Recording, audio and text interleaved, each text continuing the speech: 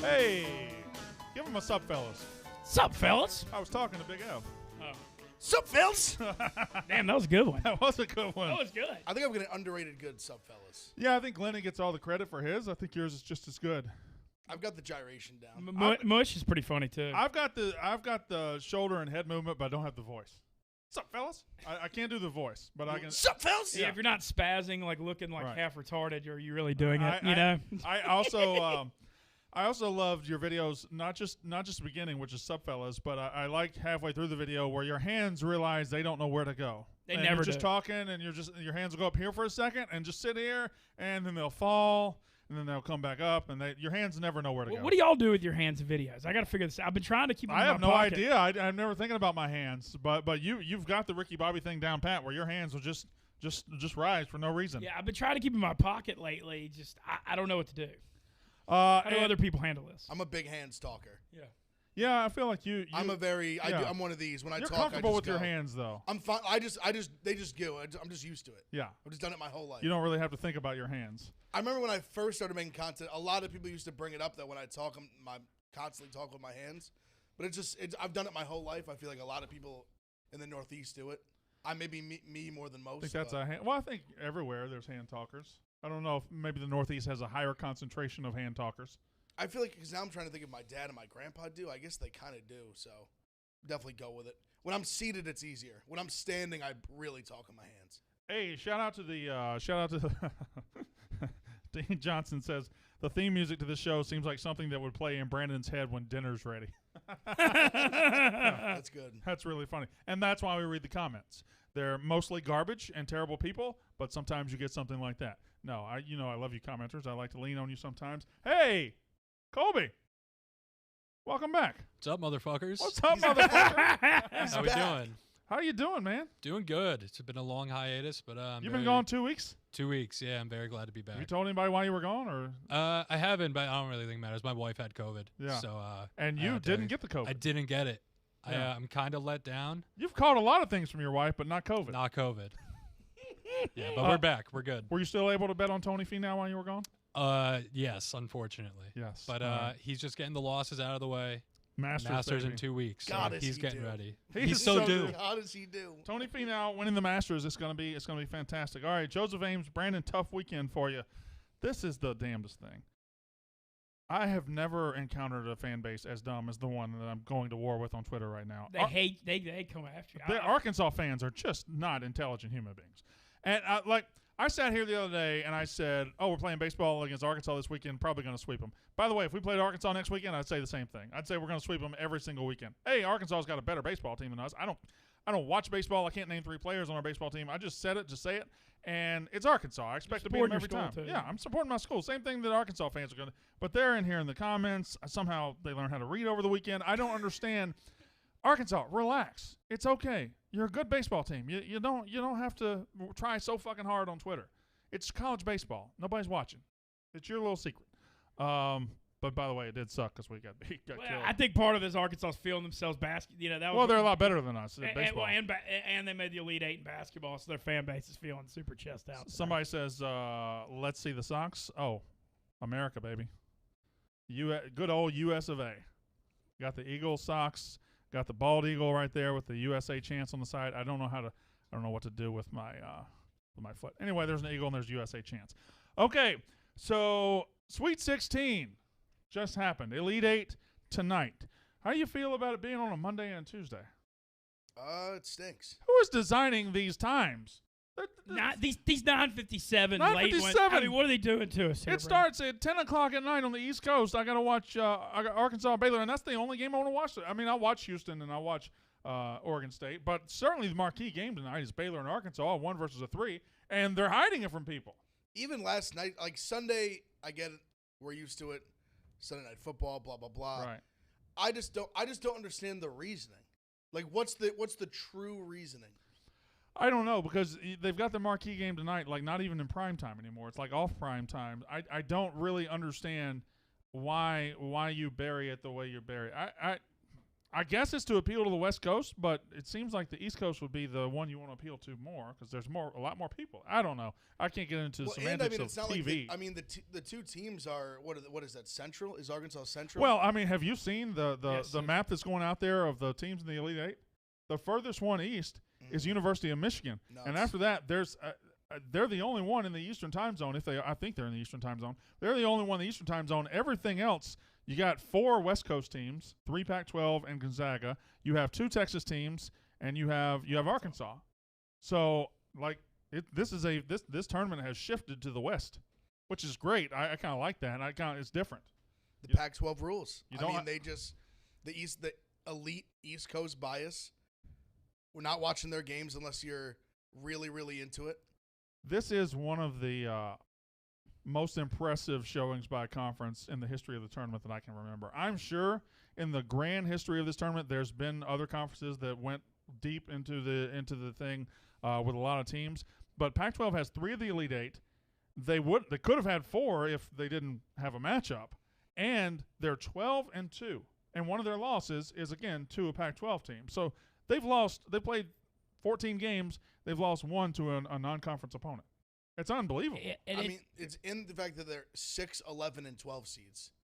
Who was the one loss? Colorado, right? Colorado lost to Florida State. And they played horrendously in that game. They could have won. Played horrendously. I feel like there might have been other conferences that have done this well in the tournament, but never so unexpected.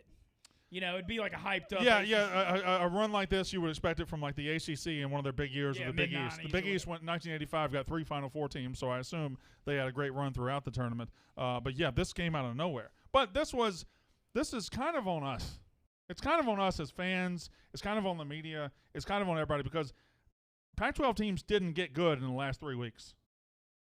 We didn't recognize them as being good. They were beating up on each other, but the Big Ten was beating up on each other, and we sucked them off like there was no tomorrow. I tweeted as a joke, but there definitely is some truth to it. Just the East Coast thing, we rule. Unless you're like a big time college basketball guy, big time gambler, you're not staying up till midnight, 1 a.m. on a Tuesday and watching these teams play. Fair enough, but just out of sight, out of mind. So people, if you don't see it physically, they don't have, besides like Mobley, they don't have some of these like big NBA talents. That's fair, but I didn't even see the big time college basketball guys thinking this could be coming because they're all in the East for the most part. Yeah, there really is a lot of, especially now. It's funny, like now that traveling like Chicago, it's seeing the other time zones. It's crazy how much of a difference I think it does make. Sun Lee says this crew needs to host a college football podcast. A, I do host a college football podcast, and B, I hear you. I like that idea. I think we're kind of going to have some conversations about that very, very soon. I was going to bring something up to you. Yeah. Well, we'll talk. Fair enough. Good. Because you need to get more involved in college football. And you naturally fit there too. So we'll figure all that out. But Sun Lee, I hear you. You're right. You're right. Can't. I just love sitting here kicking it about sports, and I'm more of a college football guy than I am anything else. I would say Mincy probably is too, for sure. College and NFL. Big Av, Football's my best. College football number 1 for you or college basketball? Nah, college football. I'm definitely best at gambling on college football too.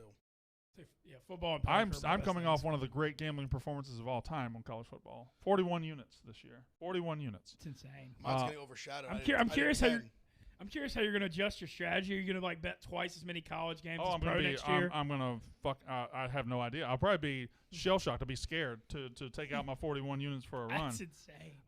It was something. It's like a 12-week season or 13 weeks. Yeah, it was crazy. The podcast needs more merch. I do agree. You don't need another podcast, Brandon. I'm already on the college football podcast. They didn't ask to add one. I'm already on it. It's you and Casey unnecessary. Yeah, it's very unnecessary. Yeah.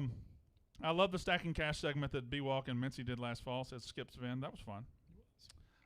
Brandon stacked a lot more cash than I did. I'll be transparent. Brandon and handsome equals Bransom. They know how to get me to read their comments. Branson, Missouri. You headed to Branson, Missouri? Can I just say something real quick? Sure. You're my guy and everything. Mm-hmm. Kind of running the Carhartt shirt back, aren't you? Yeah. Oh, yeah. Big time. Did you have a rough weekend? Well, different car shirt. Okay, all right. I usually buy them in bunches, so now I got a big shipment in. Oh, I do that too. Of course, mine's with wrestling shirts and shit that a 6-year-old would wear. But you can tell when I get 9 or 10 in a row, and I'll just come in with a new shirt. I ordered probably like 11 or 12 at once. All right, very good. So we're going to talk about the Elite Eight, the games in front of us. But first, let's talk about the games behind us. We also got, I want to talk about Indiana and Indiana basketball and what they're doing. I want to talk about the NFL draft. There's some interesting moves there that happened right after we got off the air the other day. Opening day in baseball is this week. Gigantic UFC card this weekend with a result that we will talk about. And but first, let's talk about the tournament. So college, actually, that's a great place. But first, before we talk about the tournament, let me tell you about my friends at Body Armor Edge. You talk about a drink that gets you out of bed and gets you going and keeps you going the rest of the day. 100 milligrams of caffeine, 1,000 milligrams of electrolyte. It not only gets you going, it keeps you there. It gives you what you need to get through the day. It's also delicious. Body Armor has the best water in the world. It's right in front of Big Ev. He drinks every day. I got mine down here by my side. But now they got this sports drink, Body Armor Edge. It gives you everything you need to get going. Go to drinkbodyarmor.com to find out more about it. It's in 7-Elevens. You can buy it on Amazon. Body Armor Edge, Tropical Chaos, Orange Frenzy, Berry Blitz, Power Punch. My personal favorite, the Tropical Chaos. You might like something else. Try it out. Body Armor Edge. All right. Brandon winning the cool contest today over Big Ev. I don't feel like it. I don't like the dark blue jeans. I don't like when I have to wear these. But I wore the light jeans like 10 days in a row, so it was time to go dark. Exciting stuff, isn't it, Colby? Thrilling. I hate that bit. What? You weren't saying anything. Just relax, Colby. What are you All doing? right? I might be tired of you already. We've worked together for 12 minutes. It's been a while. I forget our jokes. Right. Do we have any? Eh. Oh, my bad. let's see. Marco Aguado says, blocked by Brandon on Twitter today for having a Rico AVI as penance. I've deleted my Twitter. Yeah, if you show up and try to say something to me and your Twitter AVI, your Twitter picture is a picture of Rico Bosco or Big Ev or me or somebody, no, that's a try-hard bitch move. I'm not going to even entertain that shit. Rico's not here today, by the way, but I did talk to him last night. This is not a surprise. I knew he wouldn't be here. He said, we will hold him to this. He said Tuesday, Wednesday, Friday. All right. Tuesday, Wednesday, Friday. So it's decreed. Tuesday, Wednesday, Friday. It is said his contract allows him 3 days a week. He said Tuesday, Wednesday, Friday. So if we get here tomorrow and he's not here, it's open season on Rico Bosco. But as of right now, everything's all good. Agreed? Agreed, but also, you're referring to it as an AVI? Is that what it is? Avi. I say Colby, AVI. back me up. Avi, correct? Avi. I don't know. I don't ask me. Avi? I've actually, I don't think I've ever heard someone refer to it as an I AVI. thought it was I got lost. it's in an everything. avatar, right? Yes, Avatar full. I got lost in everything you were saying because you kept saying AVI. Think if it's Avatar, why would it be AVI? Why would it be Avi? Just Short for Avatar. Oh, so if you had a kid named Avatar, you call it Avi?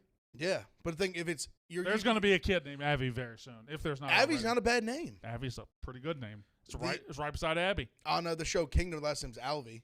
Or his name's Alvi. Alvi. Yeah, just Avi. Alvi. What was Jan's bastard kid's name in the office? Astrid. Astrid. Astrid. Big Av is right. Okay, sorry, Avi. I've never said the word Avi. I was just stunned when you said AVI. Is it GIF or GIF? I say GIF. It is GIF, right? I say GIF. It's graphical interface. I say GIF on that. GIF or GIF? I'm a GIF guy. I'm a GIF guy too, but I think I sometimes say GIF. That's the peanut butter. He's right. Thank you, Big Av. I appreciate that. Just makes you think. It does make you think. The peanut butter always gets your brain going.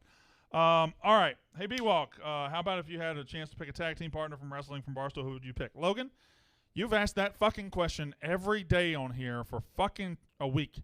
And if I haven't answered it, I haven't answered it. Sorry. Thank you for watching. Thank you for listening. I don't know. I don't think anybody's going to get bored. I think everybody would get bored if I started talking about my favorite tag team partners from Barstool. Certainly not Rico, because I couldn't count on him showing up. That was a long way to get to that joke, but I got there. It took a while. All right. What do you think about overall? I feel like this tournament, a bad NCAA tournament is still better than most things. That being said, this has kind of been a bad NCAA tournament. What do you think? It hasn't had a moment yet. It doesn't have a moment. There's been two. That Bama shot was it. Could have been, yeah. And they blew it. There's been two buzzer beaters to tie, none to win, and both teams that will both teams that hit them actually lost. Correct. Yeah, In overtime. Virginia Tech lost to Florida, and That was the first game of the whole tournament. and Alabama And then lost Bama to yesterday. UCLA. And Max Asmus of Oral Roberts had the best look at one. And that would have been like an all-timer. That would have It's been been great. first For ever 15 to 15, go to yeah, an 8 to which go has to never the 8, that happened. would have been an all-time March Madness This shot. tournament needed that shot to go in, but the Elite Eight needed that shot to not go in because Baylor Arkansas is a hell of a lot better game than Baylor Oral Roberts. Yes. So 6 of one, half dozen of the other. Although, as an Ohio State guy, It vindicated you a little bit. a little because we played horribly and lost to them. They straight up beat Florida. Arkansas didn't play great, but they legitimately were just back and forth with them that whole second half. Yeah, Oral Roberts. Listen, they were a good basketball team. They can score. They can just score, yeah. They can score. And if Asmus had been a little bit sharper, I still can't believe we say that's his name. Baylor might have been the defense that finally would have tripped them up Yeah. and made it tough on them. But because even what surprised me, even Arkansas game, pretty much every game they played, it would surprise me how they shoot so many threes and rely on it, and yet they get so many open looks. So many open looks. You talk about all the open threes and relying on it. Alabama relied on the three all year, and then against UCLA, they didn't shoot it all that much. I think they only ended up making 5. I think they with OT they ended up shooting almost 30 though. What doomed Alabama was Free throws. their free throws. God. Boy. They were 11 of 25. They missed. UCLA made more free throws than Alabama, like 5 or 6 more, and attempted less. UCLA cashed theirs in. Alabama did not. Goes to overtime. I thought it was the game of the tournament. It was a very good game. It was back, forth, and then UCLA just dominated in overtime, kind of ended it with a fart. But Alabama's a team a lot of people thought could have been a dark horse for the national championship. UCLA just keeps on going, man. That was a great game. Great game. Honestly, I think them versus Michigan's going to be a great game too. I think UCLA is hell to deal with because they don't have that knockdown score that's just going to get it every time. But they got enough guys with a scoring edge. Like when Juzang went out, everybody else, Riley down low got much better. He played great. The on point stretch. guard, Tiger was incredible. And then the shooter, It's like a Hispanic Jaquez, Last name. Yeah. Jaime Jaquez. He was awesome. awesome. They He all was- stepped up when he took Juzang over went in out. OT. He took over in OT. I'll say this: Mick Cronin never got a ton of credit at Cincinnati, but man, they play awesome defense. He never made the Elite Eight at Cincinnati, but I always thought he was a pretty good coach, and cool to see him finally getting his due. Yeah, he really is a good coach, and he's always coached. He's coached a style that is now in vogue.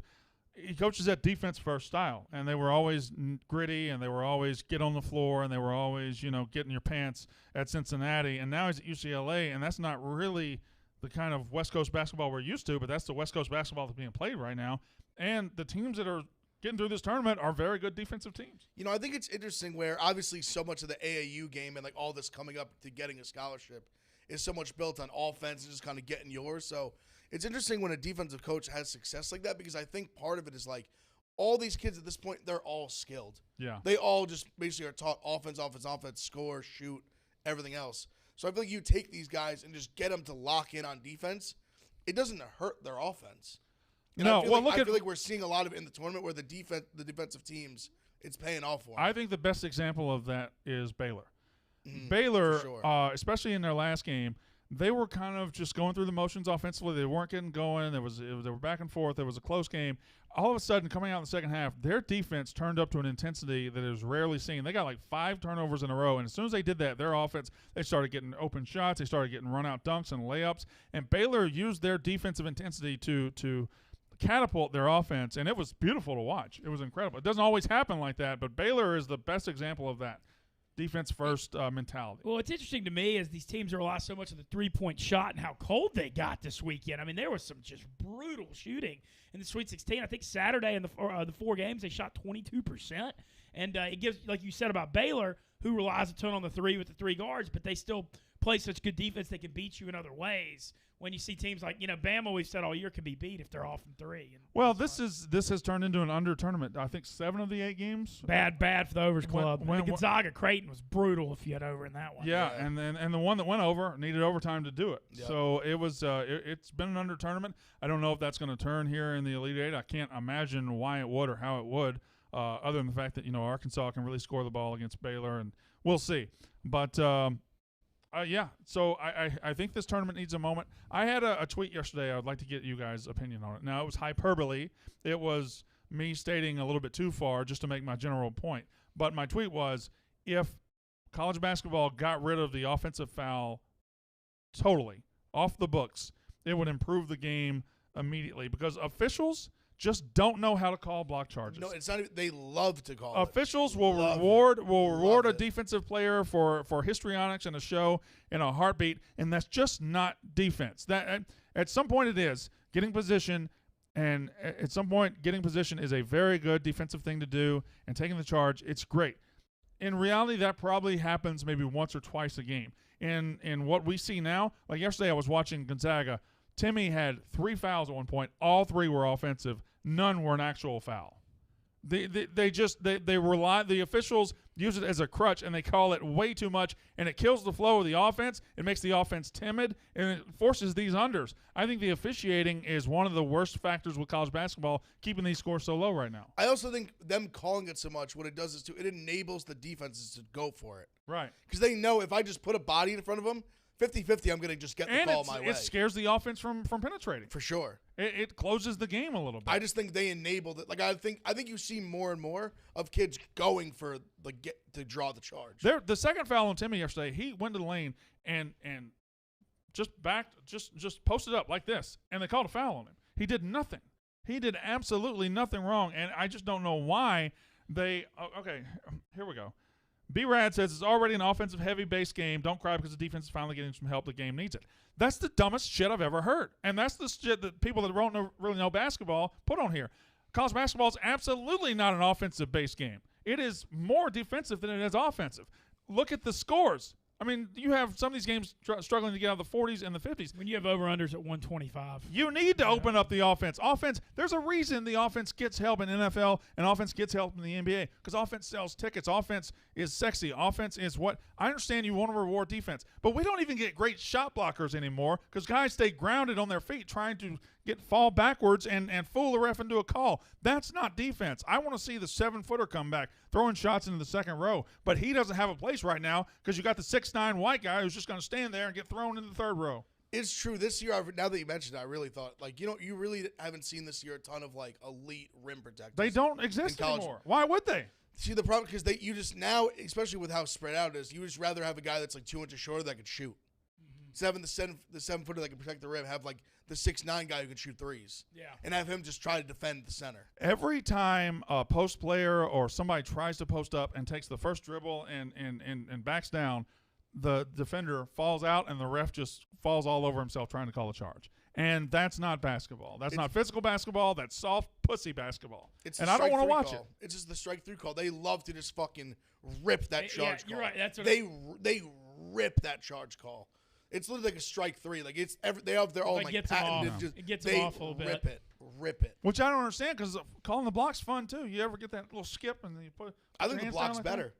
I do too. Especially when they hand one. What's the suck it? What's your favorite call? I think Dick Bavetta or maybe Joey Crawford. There's a clip of him doing the block and high stepping while he does it. It's incredible. It's one of my favorite ref clips ever. He high steps 10 yards doing the block thing. It's great. But yeah, I think the offensive foul call itself, fine rule, whatever. You want to make sure the offense isn't at an unfair advantage, but it has swung too far. It's getting called too much, and defenses and coaches are taking too much advantage of it, and it slows down the game. It bottles the rim up, and it ruins basketball. I hate it. I agree with you because it does a lot of things. It definitely makes them more hesitant to drive to the rim. It just clogs everything up. I kind of got a problem with the refs. They don't know what they're doing. When people just drive near the goal and there are people in the lane, they just call fouls all the time too. It's brutal for defenses that might hurt the rim protectors and shot blockers too.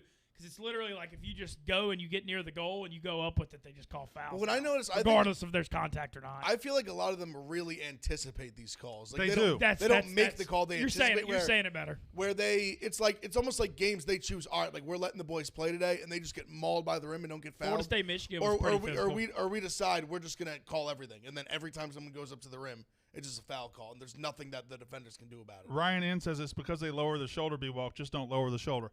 No, it's not. It's because every time somebody does back down, the defense knows how to make it look like he lowered his shoulder.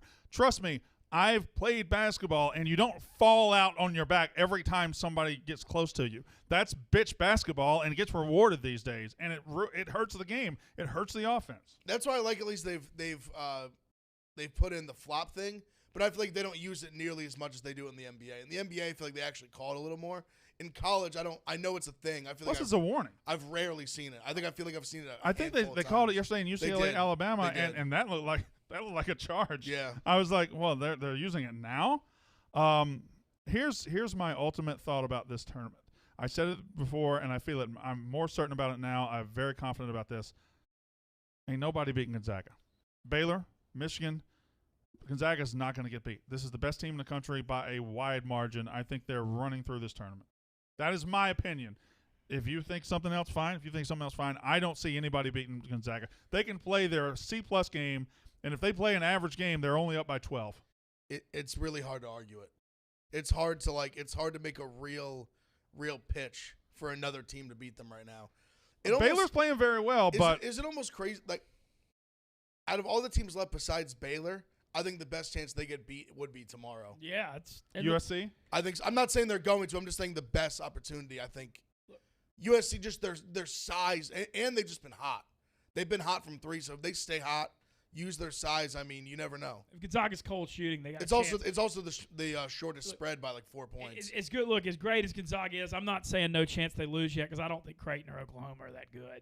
I really wasn't very impressed by. No, Creighton they're not. They're not that good. They've certainly had an easy road to this point. And every time I see Colby today, he makes sure to tell me that USC is beating Gonzaga. I've got several in the chat saying USC can match up. USC beats the Zags. B-Walks, USC doesn't impress you, which that's dumb. How does anything I just said tell you that USC doesn't impress me? That's 1 versus 1, 1 plus 1 equals 5 shit right there. USC is impressive. Gonzaga impresses me more than anybody, though. And I don't think Gonzaga's getting tested because every player they put out there can get his own shot. Every player can score, and they share. They don't have to get their own shot. They share the ball. They cut. They do everything right. And the only thing USC has the great big man down low and can really put up points down low. And I'm not sure Timmy is the kind of defender who's going to stop that. So this will be their biggest test. How are you going to stop him from scoring? How are you going to stop him from getting 95 points? See, they have rim protectors a little bit at least. I'm interested to see how Mobley does guarding Timmy. That I think is interesting. Because Timmy's been the guy who I feel like he's scored a ton this year and a ton in this tournament. Yeah.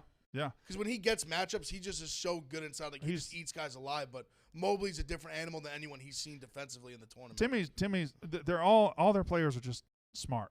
You can tell crafty. They know how to get to space. They know what to do. They know when to get in an open spot.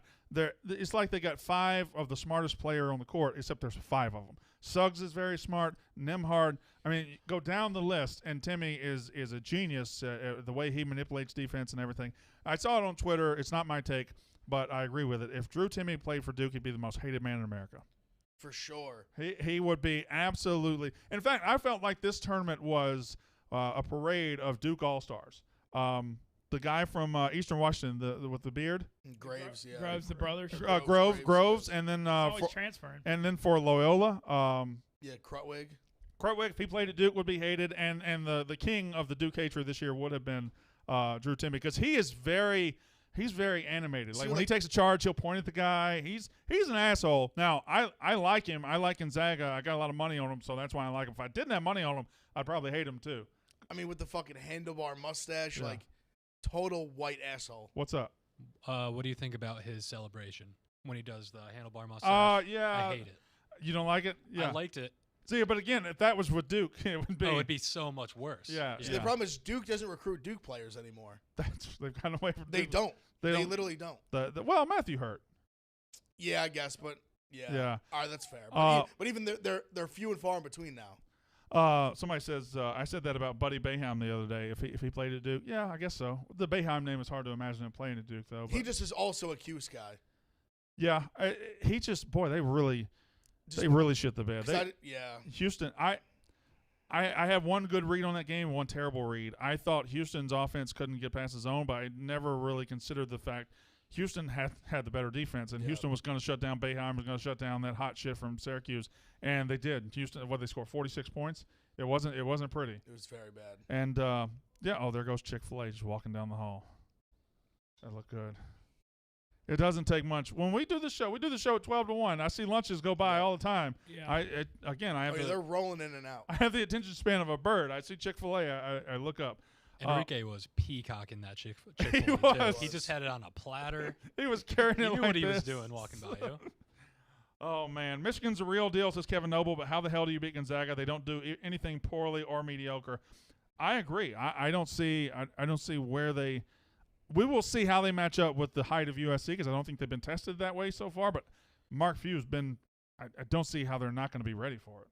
No, they're going to be ready. And USC – for everybody saying, will Gonzaga match up with USC?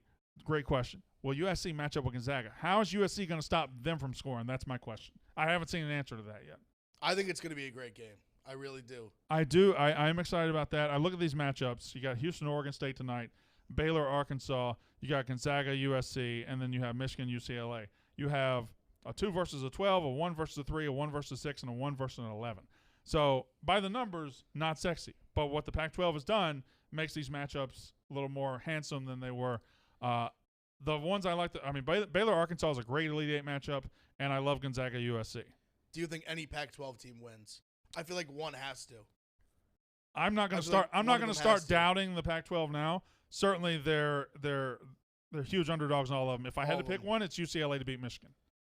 I think Oregon State's got a shot tonight too, though. I know, Ev, you've been riding. The Beavers are literally. I will bet on that team no matter what. I don't care if I hated them tonight. I would And when bet they on lose, you'll just tip your hat to them. They have just single-handedly kept me alive just for literally it feels like a month now. They've just been a steady winner and a steady money line winner. I mean, they've literally, I think, in every single game, They've been an 8-point they've been underdog or between more. like 5 to 8 every game, and they've won every single And game. here they are again. They're down to 7.5 right now. I got an 8 this morning. I love 8. Like, give me 8 in a total that's 129. Give me 8 every time. If they don't cover, they don't cover. I think this is a down to the wire game. I assume you will you'll sprinkle the money line I a little absolutely bit too. will. Yeah, I think it's plus 280. Like, I can't not do it.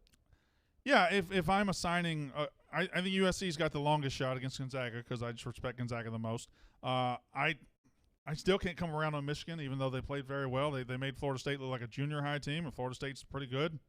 But UCLA's got something going right now. I would say UCLA's got the best chance, Oregon State second best, and the USC third best for the Pac-12 to get to the Final Four. But even if Pac-12 gets nobody to the Final Four, it's still been a statement tournament. It's still been, look at us, y'all better pay attention to us.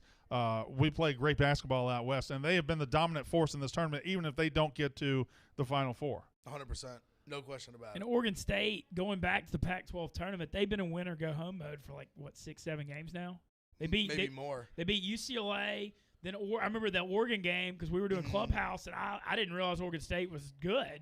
And Ev, you were all over them plus 9, and then they blew them out. Yeah, they played Utah in that time. I mean, literally from the first game of the Pac-12 tournament, they've were had in seven win or go homes in a row. Somebody Big says dogs every game. Somebody says own that you were sleeping on the Cougars. Yeah, I probably slept on Houston a little bit, but they've also got They've had the weakest draw. They've got some great breaks. Yeah, You want to know who's going to suck for them? Rutgers, Syracuse. Even if they win tonight, they go to the Final Four and they lose in the Final Four, even like a tough game, they'll still get called frauds. Yeah, because just because the way the bracket just played out, they were constantly playing double-digit seeds. I guess I slept on a little bit, but there's nothing worse than a homer saying, "Oh, you slept on our team." No, you got lucky.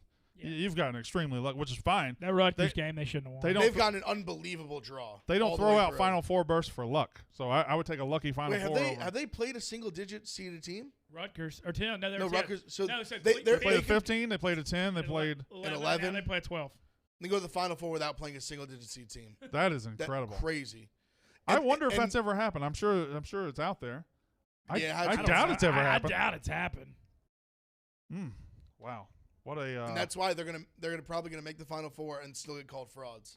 And I still think it would be somewhat warranted. Let's talk about a team that's not in the tournament. Indiana basketball. Boy, oh boy.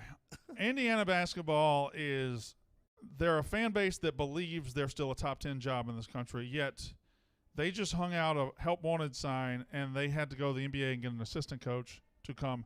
Now, Mike Woodson, former coach of several teams. Solid NBA coach. Solid NBA coach. Hawks, who was coach of the Hawks. I believe coach of the Knicks. He was Carmelo's coach, right, or one of them. He was our assistant coach. He was assistant coach now. So he goes home. He's a IU grad from long ago. It seems like trying to recapture the night magic. I just feel like Indiana is just a program that's never going to matter again. And I'm not trying to throw shade on Mike Woodson, But when you have a top 4 or 5 college job open up, you're going to get the up-and-comers. Like when Duke, North Carolina, Kentucky, or Kansas open up, you're going to get your Musselmans, your Nate Oates, your very big, your Chris Beards, your up-and-comers, your next guys. Indiana puts out a help wanted sign and gets crickets from good college coaches. They get nothing. Is it the new Tennessee football? I think it's Nebraska football. Okay. I think Indiana is Nebraska football. Nebraska football is never coming back. It's just a different world now. They're never going to get the athletes they used to get because of their name. Once the name goes, if you're not in a talent-rich or just an area where they're knocking down your door to come, you're never going to get it back. Nebraska's been replaced in football. Indiana's been replaced in basketball. I just don't ever see it happening again for them. I think Nebraska's the right comparison because it's everything what you said. And I think it even goes to kind of I've made the argument for years about kind of the young kids wanting to go to the Knicks thing. It's just Indiana's not cool to someone who's 17, 18 years old. What's cool about Indiana? No, they went undefeated in the 70s. And they don't Bob care. Knight don't mean a damn thing. Nothing. He means nothing. They don't even know who the fuck he is. They don't have anything they can point to. They have nothing they can point to. And but the problem when that happens is your fan base remembers all of it. Your fan base is 40 and 50-year-old men. They remember all of it. The kids couldn't care less. And there's a dichotomy there that you can't fill. You can't fill the gap because you can't get the kids, and the kids are way more important than the fans. For sure. And that style, Bob Knight style of coaching, wouldn't play today. No, it's just the whole like the thing why you said like Homer fans, they remember it all. They're like, this is the coolest thing in the world. You're the only group of people that think that. Yeah. No one else that's not like a born and raised diehard IU fan. No one else thinks that. I mean, you said they tried to go after Holtman, Ohio State's coach. He said no thanks. Ohio State's a better job right now. It's a fact. Even at a football school, it's still a way better job. Yeah. They went after. I mean, even they they went after Chris Beard. I would think with him being an old Knight. They were saying he might take the Texas job, which would be crazy. I think Patrick Mahomes stay. is tweeting for him to stay. I think he should stay. Here's the thing about Indiana basketball. College basketball isn't about your fans. It isn't about your tradition. It's about recruiting, just like football is. It is about recruiting. Yep. You've just hired a guy who's never recruited a day in his life. You just hired a guy who's got to go figure out how to recruit. Now, he can talk to people. He can probably persuade people. But recruiting, does he have the connections?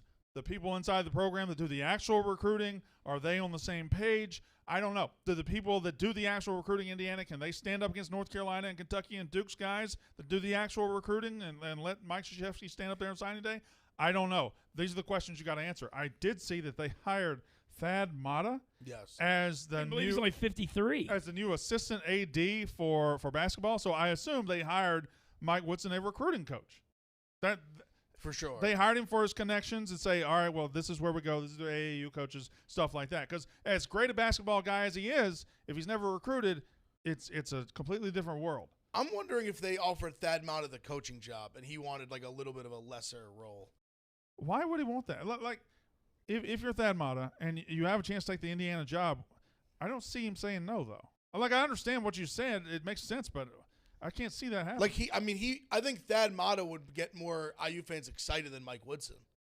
He at least has a track record of going to Final Fours, even though he'd done so well with the Ohio State basketball program, and then at the end things were going south very quickly. But he's still long-term with success. Here's where Indiana is as a program. It's right where Tennessee is, football. It's right where Nebraska football is.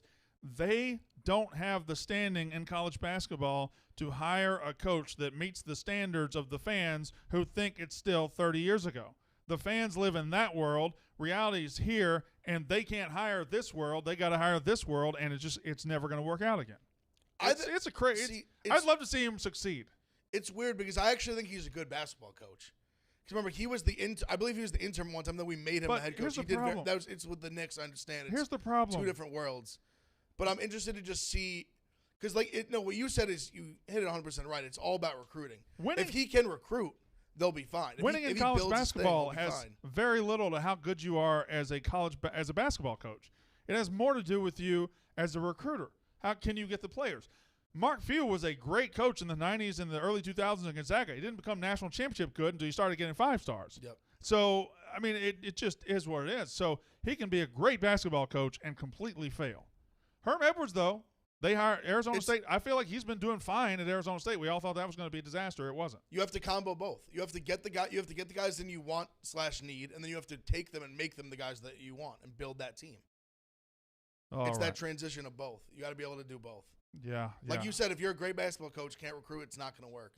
But if you recruit and you're not a great basketball coach, it can kind of work a little bit sometimes. Yeah. Well, that's John you just have Calipari's talent, won a national championship it can that way. work a little bit. I mean, he can't coach, but he can recruit. That was Can't coach a lick. Calipari-esque free throw shooting from Bama last Yeah, night. yeah, it was That's very- definitely what it reminded me of. All right. So we got a lot of sports to talk about. We're already 30 minutes in. We'll get to our picks in a little bit. Let me tell you about Dude Wipes. That's a shitty sponsor, isn't it? Because the shit, they wipe the shit off your butt. Right off their asshole. Right off the old asshole. You don't want to walk around with a dirty asshole. There's nothing worse than walking around with a dirty asshole, but you don't have to if you got Dude Wipes. You don't need that dry, scratchy toilet paper. You just go to dudewipes.com, use code WALK15, dudewipes.com, WALK15, get 15% off your entire order. They're in Target. They're all over this country. Go get some Dude Wipes. If you've never made the switch from toilet paper to wipes, you think, oh, well, I'm fine with toilet paper. Try it out one time. You'll be a Dude Wipes guy forever. That's my promise to you, dude.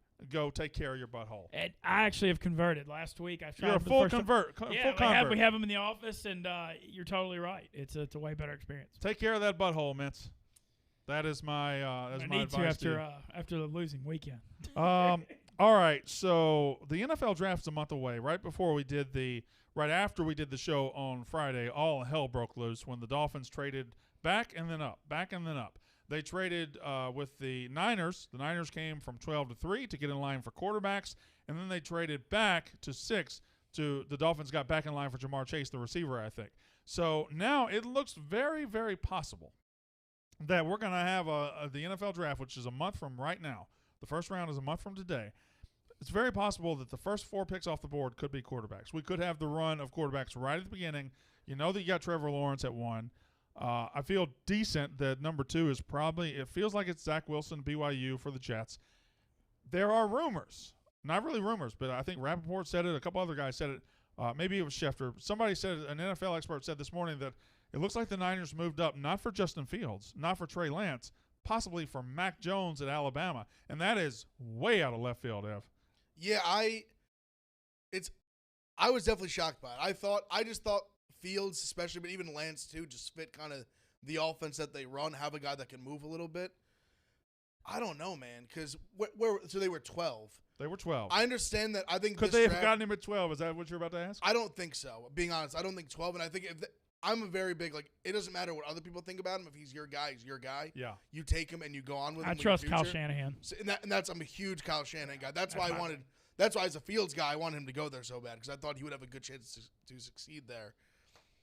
But like I said, if it's your guy, it's your guy. But I definitely was straight. So I think what Rappaport said was that the people around the league think it's Mac Jones. Correct. That's exactly what he said. Which that makes me pause a little bit. Like, all right, that's just what they think. They don't really know. They don't know, but I mean that's a crazy thing to just come out of nowhere. Like it feels like they've been asking around. I mean, you can know if the Niners have done their due diligence on Mac Jones in Alabama, if they're doing extra work in Tuscaloosa, extra work in Jacksonville. I think they actually. I did see something about I think Mac Jones and Fields pro days were the same day, and the big heads went to go see Mac Jones. So that was what I was. I don't know, man. I don't see it with Mac Jones, but that's me as an uneducated fan.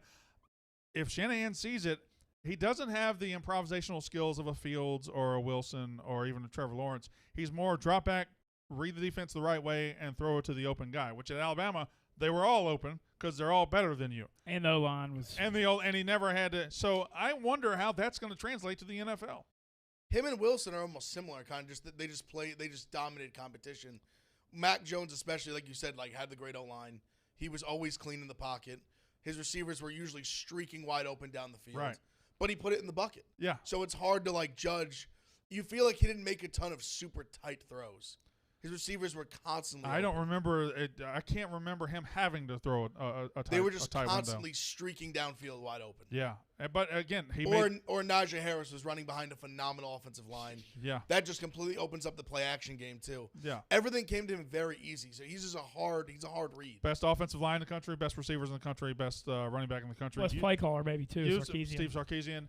That usually works out pretty good. But he still did it, and I think he's getting as probably a favorable reputation in this draft that Tua got last year. Like people realize when Mac Jones went out and did everything Tua did, that maybe we overrated Tua and underrated Mac Jones. Well, also, you're seeing all the receivers from this team come out and say Jones over Tua easy. Devontae Smith has said it. I'm pretty sure Waddle said it also. They both – Smith, didn't even hesitate. He was like, oh, Mac. Give me Mac 10 times out of 10. Well, Smith also just won the Heisman with him too, so – But I still I don't think you would just dismiss Tua like that if you were – I think he really believes it regardless of the numbers he put up. I think he still is he believes that in his heart that Mac Jones is a better quarterback. As a Dolphins fan, all I want in my life is Jamar Chase. That's all I want. I want Jamar Chase, receiver out of LSU. I wonder if the One stuff pick too late. there was a little weird. You think Bengals are going at 5? I think That's his they point. got to take left tackle. Joe Burrow's Joe Burrow's they're point. taking the Oregon. They're taking they're going Sewell. Sewell. They I got don't to know, protect man. him. Yeah, I don't think Burrow's going to make the pick, though. I think Joe gets in that ear. I don't know. I'm just saying. You don't think they'll try to protect Joe? After to No, protect Joe's him? of name. course they want to protect him, but I'm just saying. Don't do that. Why? Why would you do it? It's just his guy. I just think a guy like him, he said, listen, I need this guy. And I don't even agree with it because they have a good receiving core. They have some good receivers. Higgins looks great. I like Tyler Boyd. Boyd is very good. They have guys. They can draft a guy in the second round. They Who gotta probably draft be. Sewell. I They love have that to. Sewell exists. They can give him Terrence Marshall in the second round. Give him one of his guys. I love that Sewell exists because that is my insurance. I really think the Bengals. I think it goes 4 quarterbacks: Sewell, Jamar Chase, Even Slater. and then we have a draft, and then it goes all kind. Because I don't know if Kyle Pitts goes up, goes down. Then we have a draft. I'm dreaming of a scenario where Kyle Where you Pitts at? Where you somehow at? 11. 11. I don't think he falls to 11, but with the way things are just trending right now, I think it's more likely he's going to get in that back half of the top 5, and you never know. All right, moving on to the UFC fight the other night. It was hard for everybody to resist Stipe at plus money, but what happened, what people thought could happen, happened when the punching power was just too much. Was a second-round knockout. Ngannou knocks him out second round. Big Ev, you're a lot more of a UFC guy than I am. What happened? Francis answered all the questions. Yeah. All the questions of the first fight. Did his takedown defense improve? Did he get more patient? His gas tank. He checked every box. And now, he still had the punching power. Oh, he just was more patient. It was one of those where I'd bet on Stipe. Within 1 minute of the fight starting, if I could switch my bet, I would have. Yeah. He landed a big right overhand, which most men I think would have went down. Stipe is made of iron. Yeah. There was one he landed overhand right that I was like, this is bad. This Right. is really bad. If he has the timing and landing shots like this, then when Stipe went for the takedown, and Francis flipped it, not only pushed him down, but then flipped and took his back, Yeah. and then was smashing him in the face from behind. I was like, this is guaranteed he's going to win this fight. He ends up getting out of the first round somehow. Then he just lands a big left that just drops him. He somehow still is able to get up, lands the next big, or Stipe lands a shot. I think he just got in war mode for a second where he landed a shot and was like, I'm going in. And he went in and then just bang, short left. He was asleep. Yeah. This guy, he's now the heavyweight champion, right? I'm under the impression seeing what I saw on Saturday, if he beats John Jones, I don't know who's going to beat him ever. Okay. Well, so that's the next big fight, right? John. It has to be John against, Jones. Against, it has to be. Francis Ngannou. Literally the GOAT.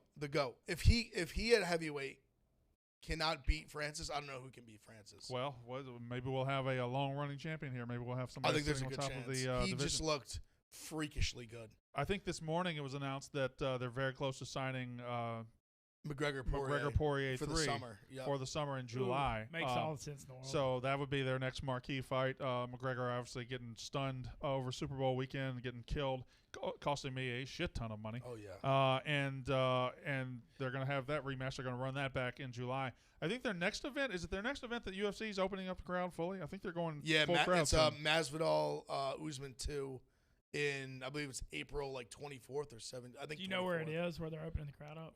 I want to I say think it's in Florida, right? I think it's I was Florida. gonna guess They're Florida. Jacksonville. They're both Florida guys. Masvidal's a Miami guy. So a couple weeks ago, I went down to AEW Jacksonville. Right, I was they do the arena right there by the stadium, the football stadium, and AEW All Elite Wrestling does it every week, a show there. And halfway through the show, I'm looking down. No, not actually before the show, me and Robbie are sitting backstage with the wrestlers, and we're talking to the wrestlers and everything. and this guy just walks by in a pink bathrobe and barefoot. And I'm like, is that a wrestler? I've never seen him before. And Robbie said, that's Jorge Masvidal. He just comes and watches the shows in a bathrobe. And he was just sitting there the whole night in a pink bathrobe and no shoes. I love Jorge And I think that's Masvidal. the baddest motherfucker I've ever seen. I love everything about him. That's incredible. He just likes it. Honestly, one of my favorite post press conferences after he landed the flying knee on Askren. Yeah. And they asked him, he goes, "Where's those punches necessary?" He goes, "Oh, they were super necessary." He goes, like, "If I saw that dude tomorrow in Whole Foods, I'd slap him just because I don't like him." And I was like, that's a bad motherfucker right there. And he meant every word he said. They had a seat for him off the side behind there was 2 rows of wrestlers watching. And behind them, he was just sitting there, I guess a wife, girlfriend, or somebody, and he was just sitting there chilling, never got excited, just sitting in his bathrobe, letting it hang out. He's a pretty calm dude. He's a cool dude, though. I mean, he literally he was fighting in Kimbo Slice's, like, backyard fights. That's how he started fighting. The dude is a savage. This is weird, but Mintz, the chat has apparently diagnosed you as being down bad. AM18 says, Mintz, we love you, bud. Hope all is well. Somebody says, did Mintz get destroyed this weekend or what? Poor guy I didn't seems think it was down. that bad. Are you down? I was down a little bit, but no, I'm in a good mood. Okay. Monday. I think maybe it's just his facial expression. I don't know. Yeah, I All right, well, feel bring it up pretty a little good. bit. I mean, I don't see a problem. Your I was enjoying listening to y'all's conversation. your baseball team went 3-0 this weekend? Yes, so found I had a tweet that I thought would go off more. Can't forget in the 2020-2021 year, in the main 3 sports, Ole Miss 3, Bama 2. Just because they swept. What was that laugh? I was just laughing because it's just ironic because they swept them. No, that's good. Ole Miss swept Bama and Auburn, who are 2 of the weak, who are great at everything but baseball. 3 really tough series ahead. But, yeah, I was very excited about it. And there's a clubhouse. Jared Carabas, me, and Big T are doing clubhouse at 2:30 today on college baseball. Who's your next 3 series? At Florida, who got swept at South Carolina and struggling, but then back-to-back Arkansas at home, at State, and Starkville. Yeah, at the Arkansas's dude mid-April, and then LSU behind that. LSU's struggling right now, too. Arkansas is good as hell. Yes. Yeah, they're good. Their fans are stupid, but they are They they're are a very good good. baseball team. Let's see. Opening day this week. How you feeling as a Yankees fan? We're Thursday, right? Some injuries have rolled in late. As they always do for you It's guys. just like, it's stunning. Like, Is Judge healthy right now? yes. How long is that? Yes, please. I'm almost certain that's not Voigt's Wood. going to miss some time. It's just bad. Oh, I did see Voight get hurt the other day. All right, why don't we dive into some picks, and we'll clean up any sports we have to after the picks. We have the Elite Eight tonight. We also have some NBA, and if you have any futures picks that you want to talk about, you can put them in the chat. I know that Smitty weighed in on our club Pick Central Clubhouse or our Twitter Spaces today. He had 3 futures picks, all in the NL East. So you can imagine what Smitty he told me thinks. about the one. Yeah, I think one is it's something with the Braves. Braves plus 120 to win the NL East. Mhm. He's got Mets under 90.5 wins. He's got Phillies over 80.5 wins. So he is clearly he's a Phillies fan, right? So he's clearly a Mets hater. But I don't know. That could be a good pick. The one thing I'll say with Smitty, he's been good over the couple years. Me and Marty, when he's good about Philly teams, he's good about when to bet on them. He's good about when to bet against them. He doesn't bet against them, but he'll be like, "Yo, today, like, fade the Phillies today or ride the Phillies." Those spots, he's been decent. Cade Knoll says, who is Mentz's favorite baseball team in Major League Baseball? Man, I'm kind of a bandwagon Rockies fan, I'd say, but I'm not. I'd be lying if I said I had a super strong favorite. I don't think those 2 words have ever gone together. Bandwagon The Rockies, Rockies fan? fan? I like going to I go to You just Colorado. love Colorado, right? Yeah, in the summertime when it's summer nights at Coors Field when it's 70 with the breeze, it's magical. But I grew up kind of pulling for the Braves, but I don't know. Ole Miss baseball is my favorite. I was the same way. Like in the 90s, I was a Braves fan, but I just kind of grew out of it. Like technically, I am a Braves fan. But they just stopped being good. No, they never really stopped being good. I mean, they stopped being good for a little bit, but and they're good again. I mean, no, they're really good right now. Nothing strikes passion in my heart for the Atlanta Braves, even though I would have to classify myself as a Braves fan. I had problems with, like, I was a Braves fan a little bit growing up, but I hate the Atlanta Falcons. I mean, that's my most hated. And then a lot of people support the Rangers in Louisiana because Dallas is close, but I can't stand the Cowboys. I have trouble, supporting one city's team and hating the other. Did Brandon, do you get that? I never really got into that. Okay. I can understand it. Like, I'm a Miami Dolphins fan and Atlanta Braves fan, so I'm bigger a Dolphins fan than I'm Braves. But, see, I was a Braves fan for Dale Murphy in the 80s. when the team was so bad, if you went to a Braves game, you had a good chance of playing that day. Like, they were really bad. They were the worst team in baseball. Then they got good, and Dale Murphy retired, and I just fell out of it because they didn't have Dale Murphy anymore. So you fell out of it once they got good. Yeah. Yeah. But you love Dale Murphy, which I respect. Well, 91 when they went worst to first and they lost to the Twins, that hurt I was more to that team than I've ever been to anything, and they lost in the greatest World Series ever, and it hurt so bad. By 95, I was excited they won the World Series, and I celebrated. But then 96, they were up 2 games on the Yankees. Jim Leyritz hits a home run, and that might have severed my passion for it right there, because it was they just kept getting close, and didn't do it. And they were a better team than the Yankees in 96, and they lost to them. By 99, the Yankees were much better than the Braves and just beat the shit out of them. 96, my first ring. It was weird. Hey, you don't have a ring for 96. I was alive. How come every time I ask some question or want to have a discussion about 90 sports, I wasn't born until 94. Now talk about 96 Yankees win. Yeah, that was my first ring. That's the one you thing were 2. That people that hate Yankees fans hate that. Hate that hate that people like me and Marty will claim that ring. I've been alive for 5. I was at when the Blue Jays beat the Braves in 6 in 92. I was at Game 6 in Atlanta with me and my dad, and it doesn't make sense I didn't stay with Atlanta my whole life. How many fucking games have you been to? Oh, a lot, man. I've been to almost every major sporting event. Masters, Final Four, World Series, Super Bowl. I've lived. Wow, your dad just loved going to stuff, or? I've just lived a very charmed. I'm a very, very lucky guy. But Masters, my family has 4 tickets. My family has Augusta ties. Can I go? Sure, I'm sure we can make that happen. That would be fun. Me and you at the Masters would be cool. But I've done that. I did the Final Four, and Carmelo won it in New Orleans. Was when I went to that one. Yeah, and That's then awesome. and then I did the '92 World Series. My dad when I was 9 in Atlanta. Those are 3 of the best. But yeah, I've been to Wimbledon. I saw like doubles Holy there. shit. Yeah, I did study part. Yeah, I've gotten to do almost every Super Bowl. Literally and every major sporting event there is. I've been to NBA playoffs, not the NBA finals. I assume you went to the Olympics in 96? So I saw the soccer in Birmingham when the U.S. The lost. World Cup. It wasn't. It was Olympic soccer. It was Okay. 96, and it was funny. The U.S. was playing Argentina. I was a kid. I went to the concession stand 10 seconds into the game, and the U.S. scored. That was their only goal, and they lost 2-1. But I remember that. All right. I don't know how we got off on that, but it was always fun. So here are my picks for the Elite Eight tonight, and a couple of NBA picks. I like Oregon State to cover the 7.5 against Houston. This goes back to the principle that Mincy talked about the other day. It's a very low total, and under the conditions of a low total and a high stakes game, 7.5 is just too much. I love Oregon State, Houston under 129, and Oregon State plus 7.5 against Houston. Doesn't mean I don't think Houston's going to win the game. I just think it's coming down to the last couple of minutes. I've got Baylor -8 against Arkansas, Pacers -5, and I got the Knicks getting 4 at home tonight against the Heat. Before we get to Big Ev and Mincy's picks, I got to tell you about another pick. Love horse racing, do you? Well, even if you are not into horse racing, you can check it out because they have a fantasy game worth playing. Horse racing has a contest worth getting into right now. Stable Duel brings more action with its fantasy-style game where you can play against others for big money payouts. You simply draft your team of horses, you watch the points pile up, and then you earn money. Very similar to fantasy football, fantasy baseball. You select that stable of 10 horses, watch the points rack up. There's daily games, big cash prizes, easy to use even if you're new to the sport.